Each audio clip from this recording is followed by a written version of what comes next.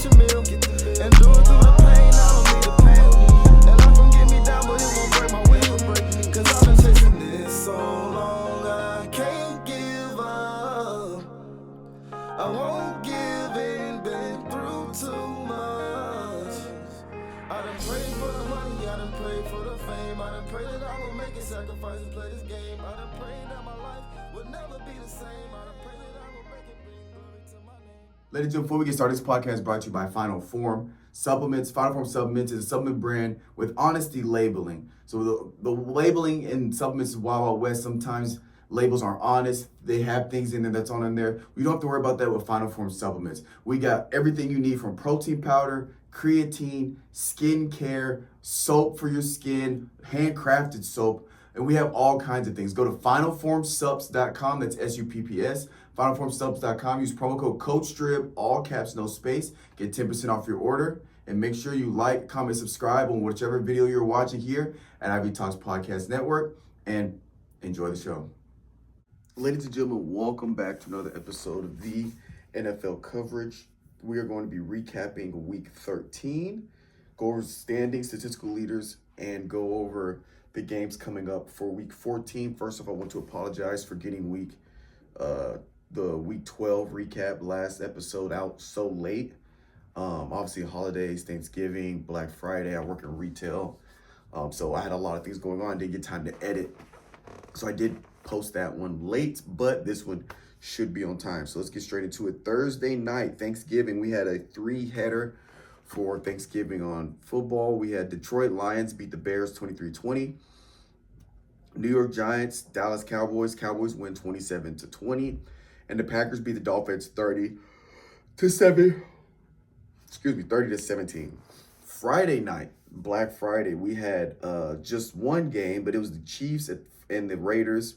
Patrick Mahomes recorded his 238th career passing touchdown, become the Chiefs' all-time leader. They win 19-17, and kind of what we've been talking about all season. Chiefs, they only have one loss. They were undefeated for a hot minute, the first 10, 11-ish games, and all of their wins are very marginal. So again, they beat the Raiders. The Raiders are, they're a below average team. They're a bottom, I'd say bottom fifth, probably a bottom 15 team, and they barely beat the Raiders by 2 points. So it seems like the Chiefs is following that trend of barely beating teams, but they'll barely beat any team. They'll barely beat the best teams. They'll barely beat the worst teams, but they find a way to win. I'm not trying to knock Kansas City, but just make an observation to, even though they are 11-1, it's a weird 11-1. And then Sunday we had the Houstons beat the Jacksonville Jaguars 23-20. The LA Chargers beat the Atlanta Falcons 17-13. The Commanders beat the Titans 42-19. Vikings beat the Cardinals barely by 1 point, 23-22. The Colts beat the Patriots. Again, another very small margin win. Colts beat the Patriots 25-24.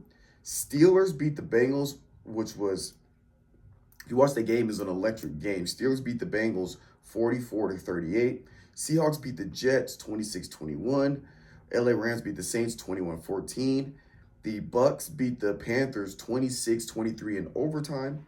Eagles beat another really close game. The Eagles beat the Ravens 24-19.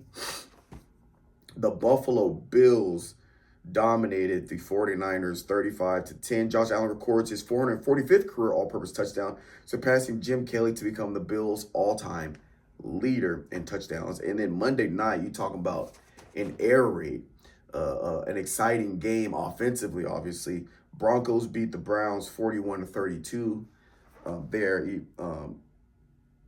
Pretty much heavy offense. Jameis Winston is airing out, had close to, I believe he had over 500 passing yards. He had 497 passing yards, 4 touchdowns, 3 interceptions.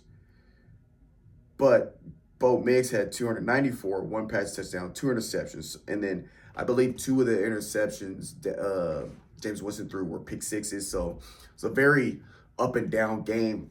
I remember watching in One possession, the Broncos are backed up, throw a 93-yard touchdown. The next possession, Browns get the ball, and Winston throws a 70-yard touchdown. So if you like high-scoring offensive games, this definitely was a game for you there. And again, nobody had bye weeks. So standings, again, for the standings, we're going to go by division. And I'm going to go by division. Then we'll briefly go over the playoff picture, then statistical leaders. And then this upcoming week, as we are winding down, we only have 3 games left for the season. So I'm going to list them in order from 1 to 4 each division. AFC East, Bills, Dolphins, Jets, Patriots. The Bills have a playoff berth, have officially clinched a spot in the playoffs. The Patriots are officially eliminated. AFC North, Pittsburgh, Ravens, Bengals, Browns. AFC South, Houston, Colts, Titans, Jaguars. Jaguars have officially been eliminated from the playoff picture.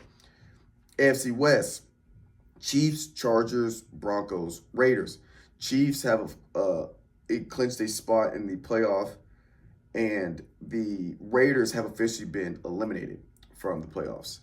NFC East, Eagles, Commanders, Cowboys, Giants. Giants have officially been eliminated.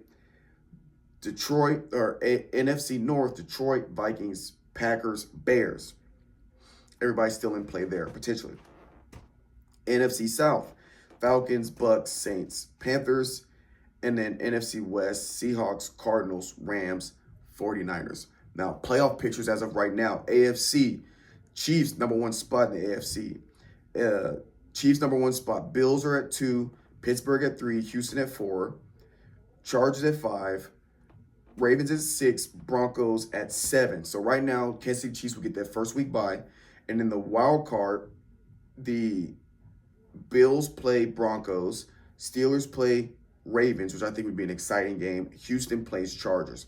In the NFC, and this is as of today. Again, we still have 3 weeks left, and the teams that I didn't say were eliminated are still technically in play if certain teams win out, certain teams lose, this, that, and the third.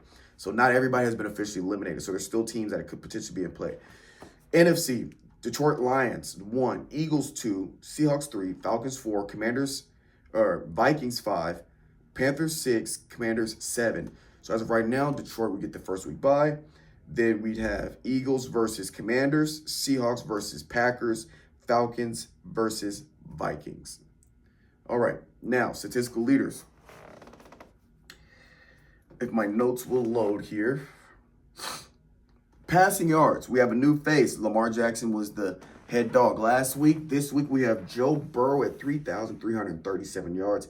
Passing touchdowns, no surprise there.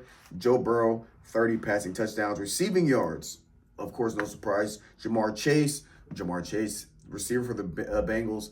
Both Joe Burrow's the quarterback for the Bengals, so there's no surprise. Joe Burrow's, most of his passes are going to Jamar Chase, or a lot of his passes are going to Jamar Chase. So Jamar Chase leads in receiving yards, 1,142, and receiving touchdowns, Jamar Chase. So it's literally quarterback-receiver duo leading quarterback touchdowns, passing yards, receiving touchdowns, receiving passing yards. Jamar Chase at 13 for receiving touchdowns.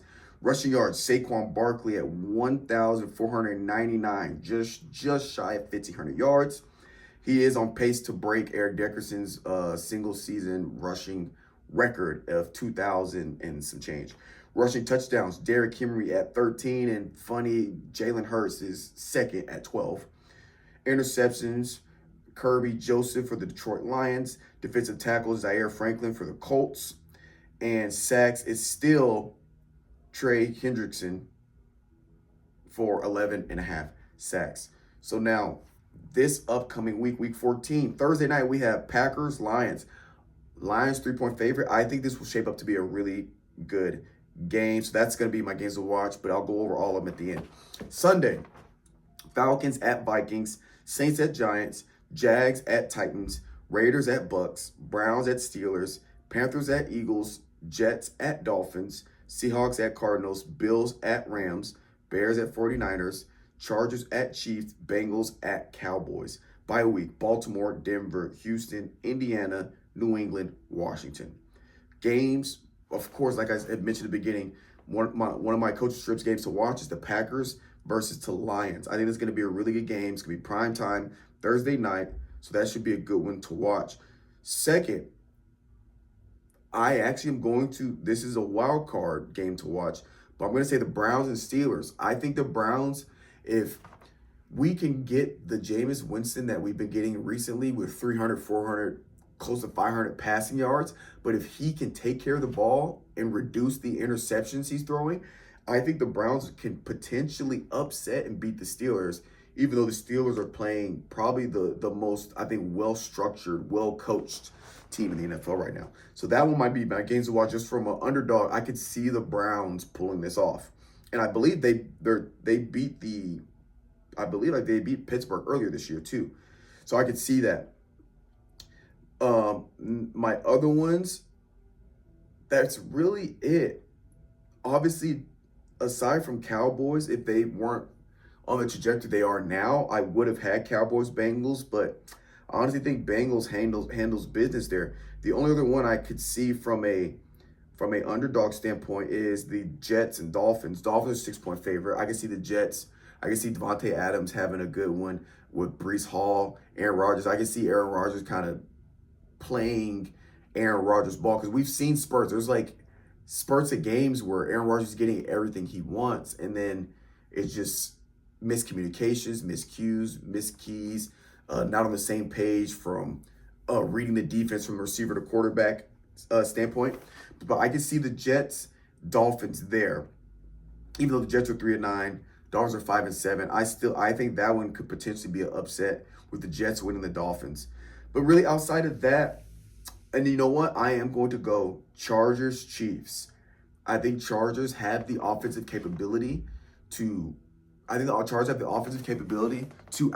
the Chiefs offensively. Again, the Chiefs offensively is not what makes them good this year. What makes them good this year is their deep. Again, look at most of their games, they're low scoring games. Last game, 19-17. Previous games, they're low scoring games. Their defense is holding it down. They're playing well on special teams, and their offense is doing just enough to get the win there at the end. I could see the Chargers coming out, getting creative play calling, getting up early, and the Chiefs playing catch up is not good for them this year. And historically, Chiefs playing catch up is scary. You give Patrick Mahomes the ball to win the game with more than 1:30 seconds, you're still a little nervous. He has that Tom Brady effect. 1:30, that's too much time. But I can see the Chargers coming out, getting really creative play calling and building points early on, potentially get a lead or keep it close. I think the Chargers have the potential to beat the Chiefs on this one. And again, this would be another underdog. So all of these, I see underdogs taking the win in this. But again, if I was betting, I'm not betting against the Chiefs. If you bet for the Chiefs to win every game this year, you are 11-1. So I could see this happening again where it's a close game. Chargers look like they have them by the ropes, and the Chiefs figure it out there at the end. But we will see as these games play out. So that's going to do it for this episode of the NFL coverage, and we'll catch you guys next time. My destiny, I'm gonna chase my dreams. My